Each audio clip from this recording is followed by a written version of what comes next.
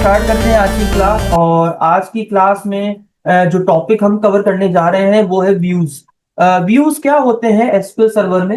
अगर आप व्यूज बात करते हैं माई एसक्यूएल में, तो ऑलरेडी हम माई एसक्यूएल में इस टॉपिक को कवर कर चुके हैं। तो अगर आप माई एसक्यूएल के व्यूज पढ़ चुके हो तो यहाँ पर आपको इतनी कोई ज्यादा कॉम्प्लिकेशंस या प्रॉब्लम्स नहीं होने वाली हैं, क्योंकि सेम ही है जो आपने माई एसक्यूएल पे कवर किया था। स्क्रीन शेयर हो रही है सबको? तो मैं स्क्रीन भी शेयर कर लेता हूं आपके साथ। ठीक है। तो व्यूज क्या होता है? एसक्यूएल सर्वर में व्यू एक वर्चुअल टेबल होता है।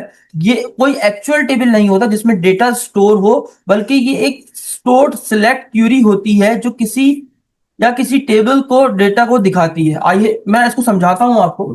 एग्जाम्पल के तौर पर लास्ट क्लास में हमने जो डेटाबेस बनाया था, किसी को नाम याद है? हाँ, जो ज्वाइंस के लिए हमने पढ़ा था। नहीं सर, ये इसी में बनाया था शायद मैंने। हाँ देखिए, ले रहा ना इसी में। तो हम पहले इसको यूज कर लेते हैं। ये यूज करके PR2 2024-07F, ये मैंने इसको सिलेक्ट किया, ये मेरे पास आ चुका है। अब मैं अगर किसी टेबल को आपको दिखाऊं, सिलेक्ट स्टैटिक फ्रॉम एम्प्लॉइज के नाम से मैं यहाँ पर टेबल को फैच कर लेता हूं, और यहाँ पर ये आपको आउटपुट दिख गया। अब यहाँ पर समझिएगा, तो मैं आपको समझाऊं ताकि आपको इजीली क्लियर हो सके ये टॉपिक। ये जो इम्प्लॉई है, ये वो टेबल है जो कि आपके डेटाबेस में सेव है। ये देखिए यहां पर आपको ये टेबल दिखाई दे रहा हो, ये वो टेबल है जिसपे आप मल्टीपल ऑपरेशन परफॉर्म करते हो तो वो उसमें जाके एड ऑन हो जाते हैं। मतलब अगर आप कोई रिकॉर्ड इंसर्ट करते हो तो वो आप देखते हो कि आपके टेबल में, उसी टेबल में जाके स्टोर हो जाता है। अब अगर ये टेबल खुद भी स्टोर ना होता तो अगर आप कोई रिकॉर्ड इंसर्ट करते तो क्या वो रिकॉर्ड इंसर्ट हो पाता?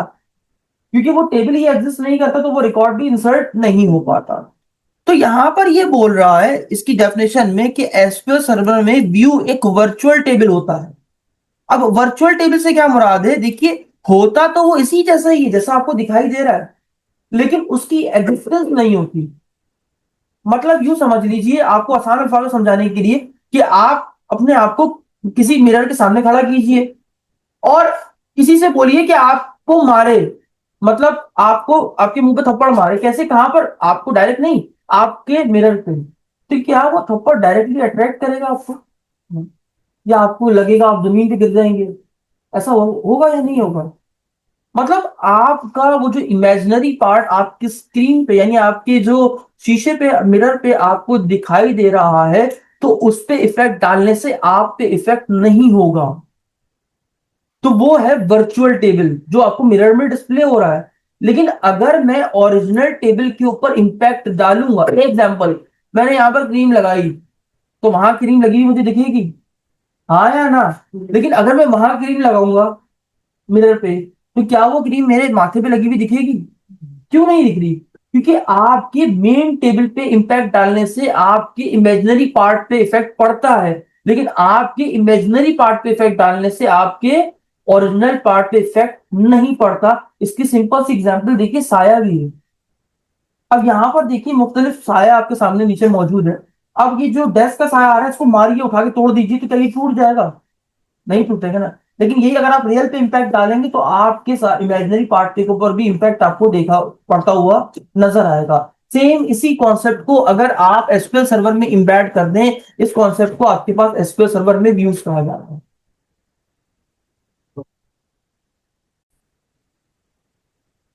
तो आइए दोबारा डेफिनेशन पे चलते हैं। एसक्यूएल सर्वर में व्यू एक वर्चुअल टेबल होता है। आई होप वर्चुअल टेबल का मतलब आपको समझ में आया होगा। बेसिकली दिखता तो वो ओरिजिनल जैसा है, लेकिन ये मत समझना कि वो एक ओरिजिनल टेबल है। ठीक है। ये कोई एक्चुअल टेबल नहीं होता, जैसे कि मैंने आपको अभी बताया, जिसमें डेटा स्टोर हो। ऐसा नहीं है कि आप अपने वर्चुअल टेबल में जो डेटा स्टोर कर रहे होंगे तो वो डेटा आपके ओरिजिनल टेबल में स्टोर हो रहा होगा। ऐसा नहीं होता। आपके ओरिजिनल टेबल पे जब इंपैक्ट पड़ेगा तो सिंपल सी बात है, आपके वर्चुअल टेबल पे भी आपको वो इंपैक्ट देखने को मिलेगा। यानी अगर मैं रिकॉर्ड इंसर्ट आपके ओरिजिनल टेबल पे करता हूं तो इसका मतलब क्या है कि मेरे वर्चुअल टेबल में भी उसका इंसर्ट हुआ रिकॉर्ड दिखेगा। जबकि अगर मैं किसी वर्चुअल टेबल में रिकॉर्ड को इंसर्ट करता हूं तो वो मुझे मेरे ओरिजिनल टेबल के ऊपर इंपैक्ट में नहीं दिखेगा।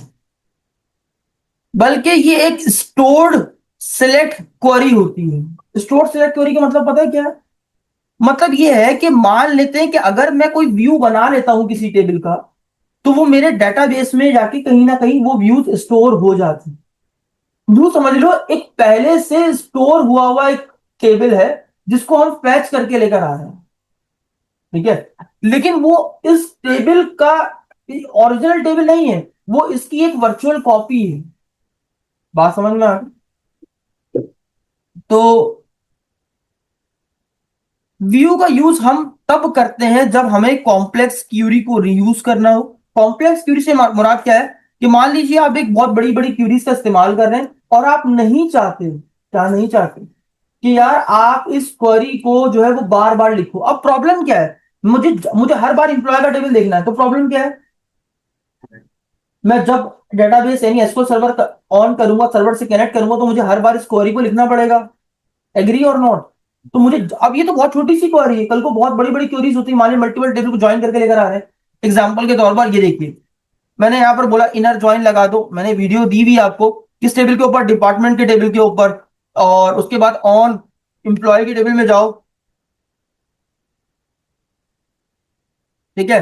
एम्प्लॉई के टेबल में जाओ, डॉट क्या उठा लो, एम्प्लॉय डिपार्टमेंट आईडी बराबर है किसके, किसके बराबर है वो, डिपार्टमेंट में जाओ, डिपार्टमेंट की डिपार्टमेंट आईडी के।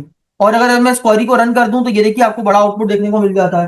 तो ये भी कोई बहुत बड़ी क्वेरी नहीं है, लेकिन क्वेरी तो है। लेकिन अब मैं सिस्टम बंद करके घर चले जाता हूँ कहीं बाहर और दोबारा आके वापस जब ओपन करता हूँ, तो क्या मुझे इस टेबल को देखने के लिए क्या मुझे ये क्वेरी दोबारा लिखनी पड़ेगी या ऑटोमेटिक लिखी भी मुझे मिलेगी? सिंपल सी बात है, यानी मुझे जब जब आना है मुझे इस क्वेरी को बार बार राइट करना है और उसके बाद यूज करना है।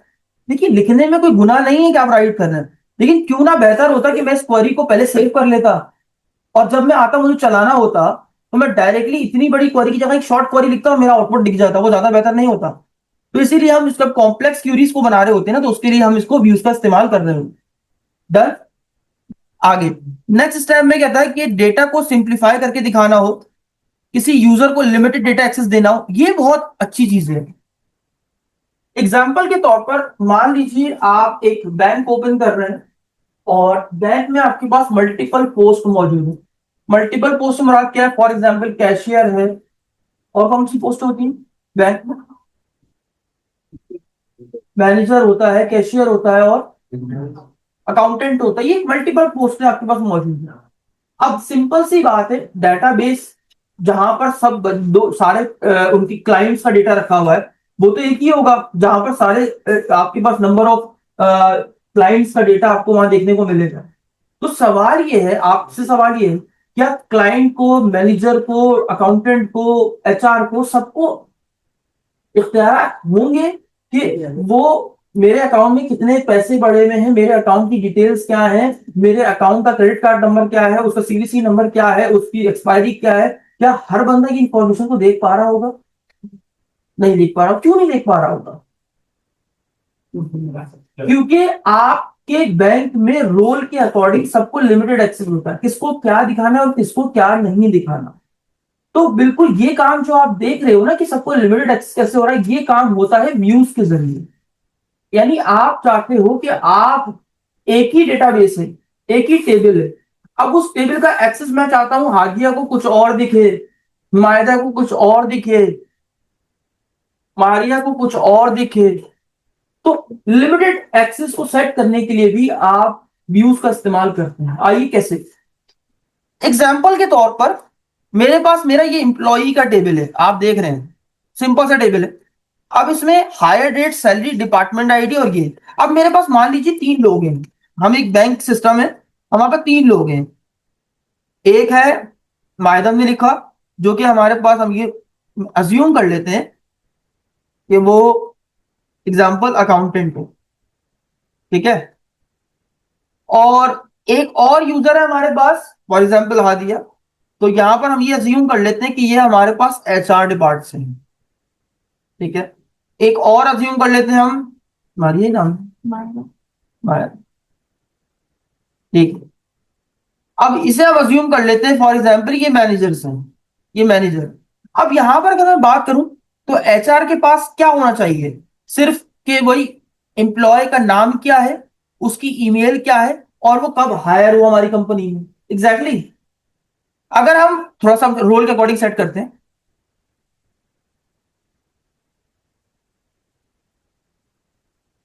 ठीक है।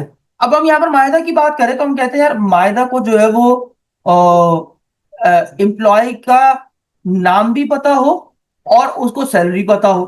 अकाउंटेंट का काम के नाम के अकॉर्डिंग उसकी सैलरी आ जाए। लेकिन अगर हम बात करें यहाँ पर, हमने इसमें कौन कौन से कॉलम का है, हमारे कौन कौन से कॉलम होंगे, नेम होगा, साथ में ईमेल होगी, और क्या होगा हमारे पास, हायर डेट, भाई कब इंप्लॉय हायर हुआ है। इसके अकॉर्डिंग अगर हम बात करें तो यहाँ पर होना चाहिए, नाम होना चाहिए, और हमारे पास उसकी सैलरी होनी चाहिए। और अगर हम मैनेजर की बात करें तो मैनेजर को ऑल डेटा दिखना चाहिए, ऑल, तभी कुछ दिखना चाहिए। तो आपने देखा कि मैंने किस तरीके से डिवाइड किया, अभी तो सिर्फ हमने मैन्युअली यहाँ पर लिखा है। हमने ये काम करना है, अगर हम ये काम अचीव करना चाहते हैं एसक्यूएल सर्वर में, तो ये हम अचीव कर सकते हैं व्यूज के जरिए। तो अब मैं व्यूज कैसे बनाऊंगा, देखिए। तो व्यू बनाने का सिंटेक्स, सबसे पहले हम हादिया के लिए बना रहे हैं, तो यहां पर हमने लिखा क्रिएट करो एक व्यू। व्यू को बनाने का तरीका क्या है, क्रिएट करो एक व्यू, सिंपल लिखा क्रिएट कर दो एक व्यू। उसके बाद व्यू का नाम, फॉर एग्जाम्पल मैंने बोला अकाउंट, मैं बना रहा हूं इस वक्त एचआर के लिए, एचआर व्यू नाम रखा, VEIEW लिख दिया। मैंने किसके लिए व्यू बना रहा हूं, एचआर के लिए। अब उसके बाद हमारे पास क्वेरी क्या है, सिलेक्ट स्टैटिक फ्रॉम एम्प्लॉइज। अगर ये क्वेरी लिखूंगा तो ये सारा डेटा आएगा। हमें क्या क्या चाहिए, सिर्फ नेम, ईमेल और हाइट। तो हम स्पेसिफिक कॉलम के नाम दे सकते हैं। तो हमने क्या लिखा, नेम, ईमेल और हायर डेट, ठीक है। अब अगर हम ये लिख के चलाते हैं क्वेरी को, तो आप देखिए यहां पर वो नेम का इशू आ रहा है, फुल नेम। तो अगर हम यहां पर इसको रन करते हैं तो अब इस क्वेरी से जो है मुझे वही आउटपुट दिख रहा है जो मुझे चाहिए। लेकिन अभी भी सिक्योरिटी रिस्क पता है क्या है, सिक्योरिटी रिस्क अगर आप ये देखें तो मेरे कॉलम्स के, यानी आपको पता है डेटाबेस में कॉलम्स के नेम को क्या बोलते हैं, एट्रीब्यूट्स। तो आपके अभी भी ओरिजिनल एट्रीब्यूट्स हाईलाइट हो रहे हैं आपके अकाउंटेंट को, एचआर को। भाई मैं तो नहीं चाहता कि यार मेरे डेटाबेस के ओरिजिनल कॉलम्स के नाम असल उसको पता हो, कल को वो डेटा मेरा हैक कर दे तो मैं क्या करूंगा। बात समझ में आ गई। तो मैं अपने नाम को भी छुपाना चाहता हूँ। आपको पता है कॉलम को रीनेम करने के लिए टेम्पलेट का क्या यूज करते हैं, एज। तो हमने यहाँ पर एलियासिंग यूज किया, मैंने कहा एज, और इसको हमने का नाम दे दिया नेम। ठीक हो गया। ऐसे ही हमने इसको भी एक नाम दिया, तो हमने लिखा एज एम्प्लॉय ईमेल।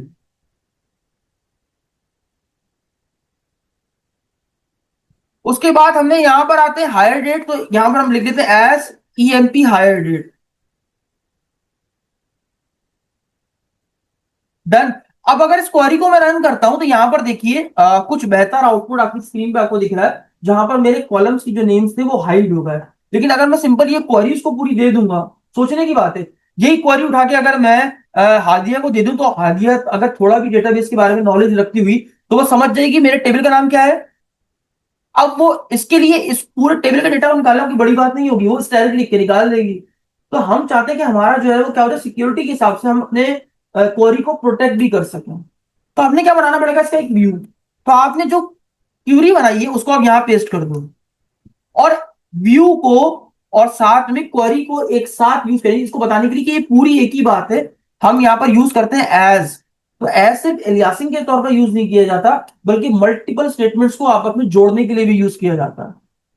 तो मैंने क्या बोला, क्रिएट कर दो एक व्यू, HR व्यू के नाम से, एज, उसमें ये क्वेरी होगी। अब आपने इस व्यू को बना दिया, ये जैसे मैंने क्रिएट के देखी, कमांड्स कंप्लीटेड सक्सेसफुली लिखा हुआ आ गया। अपने डेटाबेस को आके आपने रिफ्रेश किया, और रिफ्रेश करने के बाद आप आएंगे, देखो यहां पर व्यूज का फोल्डर आपको दिखाई दे रहा होगा। तो यहां पर देखिए HR के नाम से एक व्यू बन चुका है। अब आप ये वाला थोड़ी देंगे पार्ट इसको, अब आप ना इसको ओरिजिनल क्वेरी देंगे। अब मैं हार्डवेयर जब भी मेरे पास आएगी, कहेगी सर मुझे डेटा देखना है, मुझे मेरी क्वेरी दे दीजिए, तो मैं इसको क्वेरी क्या दूंगा, सिंपल व्यू को देखने का तरीका, सिलेक्ट स्टैटिक फ्रॉम, व्यू का नाम क्या रखा था हमने, HR_व्यू। जैसे ही ये क्वेरी जो है वो अपने पास एग्जीक्यूट करेगी, तो यहां पर देखिए उसको उसके रिगार्डिंग स्पेसिफिक लिमिटेड एक्सेस के अकॉर्डिंग उसको उसका आउटपुट देखने को मिल जाएगा। व्यू से ना सिर्फ हमने कॉलम्स के नाम को छुपाया, बल्कि हमने अपने टेबल के नाम को भी छुपा दिया। देखिए क्या हमारे टेबल का नाम HR व्यू है, हमारे टेबल का असल नाम क्या था, एम्प्लॉई। तो देखिए हमारे पास ये बिल्कुल डेफिनेशन, ये लाइन प्रूफ करती है कि किसी भी यूजर को लिमिटेड डेटा एक्सेस करना हो सिक्योरिटी पर्पस के लिए, तो वो आप व्यू के जरिए अचीव कर सकते हैं। आई होप समझ में आया होगा। लेकिन अभी मान लीजिए हादिया थोड़ा सा शातिर निकली। हादिया ने कहा सर मुझे डेटाबेस के ऊपर काम आता है। तो हादिया ने क्या किया, हादिया ने एक कॉन्सेप्ट पढ़ा हुआ था, मैं आगे चल के पढ़ाऊंगा फिलहाल, लेकिन अभी से बता रहा हूँ, स्टोर प्रोसीजर पढ़ रखा था एग्जाम्पल। तो वो जानती थी कि एसक्यूएल सर्वर में एक ऐसा स्टोर प्रोसीजर है जो पूरी की पूरे व्यू की क्वेरी निकाल के दिखा सकता है, मतलब डेटा को इजीली पूरी क्वेरी को हैक कर सकता है। तो यहां पर उसने लिखा एसपी अंडरस्कोर हेल्प टेक्स्ट। ये एक स्टोर प्रोसीजर है जो कि एसक्यूएल सर्वर ने पहले से बना के रखा हुआ, मैंने नहीं बनाया। इसके बाद आप अपने व्यू का नाम लिख दो जो आपके व्यू का नाम है। तो जैसे ही आप इस क्वेरी को रन करोगे ना, ये देखो क्या हुआ, आर्या ने पूरे के पूरे व्यू का ही कोड निकाल डाला, पूरे के पूरे व्यू की ही क्वेरी को निकाल डाला। तो अब उसको समझ में आ गया भाई असल टेबल का नाम ये था ही नहीं, मुझे तो बेवकूफ बनाया जा रहा था, टेबल का नाम तो बेसिकली एम्प्लॉई था। अब वो समझ गई, उसने क्या किया, बैंक था ना, उसने जाके अपने इस बंदे का पैसा जीरो किया और अपने अकाउंट में पूरा पैसा कर लिया। सोचिए ना यार, हो सकता है ना, पॉसिबिलिटी है। तो मैं तो नहीं चाहूंगा मेरा यार व्यू कह रहा सिक्योरिटी के बारे से बहुत अच्छा है, ये अच्छा है, आपकी तो पूरी की पूरी क्वेरी ही निकल गई। तो फायदा क्या हुआ आपकी व्यू बनाने का भी। तो आइए अब देखिए, यहां पर आपको व्यू बनता हुआ दिख रहा होगा। अब इस व्यू पे देखिए कोई भी आपको ताला नुमा कोई भी आइटम बना हुआ नहीं दिख रहा। अब मैं इस व्यू को प्रोटेक्ट करना सिखा रहा हूं कि आप अपने व्यू को प्रोटेक्ट कैसे कर सकते हैं इन जैसे हैकरों से बचने के लिए। ठीक है। तो अब पहले जो आपका व्यू बना है वो दोबारा तो बन नहीं सकता सेम नाम से, तो पहले वाला व्यू को आपको करना पड़ेगा, ड्रॉप करना पड़ेगा। तो व्यू को ड्रॉप करने की कमांड बहुत सिंपल सी है, ड्रॉप कर दो। किसको कर रहे हैं ड्रॉप, व्यू को। व्यू का नाम क्या है, मैंने बोला ड्रॉप कर दो एक व्यू को जिसका नाम एचआर व्यू है। जैसे मैंने ये लिखा और मैंने अपने व्यूज को रिफ्रेश किया तो यहां पर देखिए अब वो व्यू एग्जिस्ट नहीं करता। अब मुझे इस व्यू को प्रोटेक्ट करना है कि यार वो इस स्टोर प्रोसीजर से कोई इसको निकाल ना सके। तो यहां पर आपके पास एक आता है, यहां पर आप लिखोगे विथ इंक्रिप्शन। क्या लिखोगे, विथ इंक्रिप्शन। मैं चाहता हूं कि मेरा सिर्फ स्टोर प्रोसीजर बने ना, सॉरी व्यू बने ना, बल्कि वो प्रोटेक्ट भी हो। तो मैंने इसको रन किया कमांड को, तो मेरा व्यू बन गया। मैं आपको रिफ्रेश करके दिखा देता हूं। जैसे मैं रिफ्रेश करूं तो अब देखो व्यू के ऊपर ताला बना हुआ है, पहले ऐसा नहीं था।